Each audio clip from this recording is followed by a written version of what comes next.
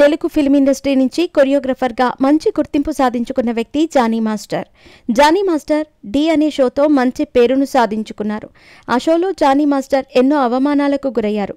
కానీ ఆ షోలో అప్పుడు మంచి పేరు సంపాదించుకున్న వాళ్ళకంటే కూడా ఇప్పుడు జానీ మాస్టర్ మంచి పొజిషన్లో ఉన్నారు. ఒక జానీ మాస్టర్ మీద కొన్ని ఆరోపణలు వచ్చిన సంగతి తెలిసిందే. దానిపై జానీ మీద తీవ్రమైన నెగటివిటీ వచ్చింది. మొత్తానికి మళ్ళీ జానీ తన పని తాను చేసుకోవటం మొదలుపెట్టారు.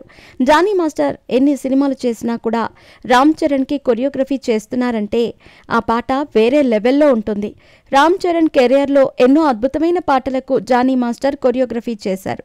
బుచ్చిబాబు దర్శకత్వంలో రామ్ చరణ్ నటిస్తున్న సినిమాలో రామ్ చరణ్ ఉత్తరాంధ్ర యాసలో మాట్లాడనున్నారు. ఇదివరకే సినిమా నుంచి విడుదలైన వీడియో కూడా మంచి అంచనాలను క్రియేట్ చేసింది. ఈ సినిమాలో రామ్ చరణ్ సరసన జాన్వీ కపూర్ నటిస్తుంది. అయితే ఈ సినిమాలో ఒక గ్రాండ్ సాంగ్ని దర్శకుడు బుచ్చిబాబు ప్లాన్ చేశారు. కొరియోగ్రఫీ జానీ మాస్టర్ చేస్తున్నారు. దాదాపు ఈ పాటలో 100 మంది డాన్సర్లతో పాటు 1000 మంది జూనియర్ ఆర్టిస్టులు ఉండనున్నారు. ఇదివరకే రంగస్థలంలో జానీ మాస్టర్ కొరియోగ్రఫీ చేసిన జిగేల్ రాణి పాట ఏ స్థాయిలో ఫిట్ అయిందో అందరికీ తెలిసిన విషయమే.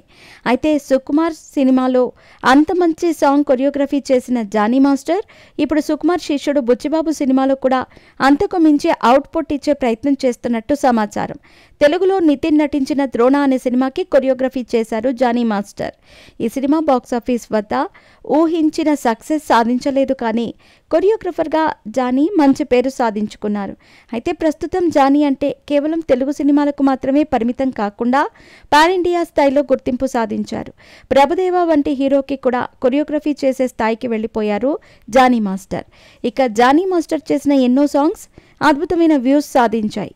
తమిళ్ స్టార్ హీరో విజయ్కి కూడా జానీ మాస్టర్ కొరియోగ్రఫీ చేశారు. ఎన్నో అవార్డ్స్ని కూడా అందుకున్నారు. మొత్తానికి జానీ మాస్టర్ ఇప్పుడు చరణ్కి కొరియోగ్రఫీ చేస్తున్నారంటే అంచనాలు నెక్స్ట్ లెవెల్కి వెళ్ళిపోయాయి.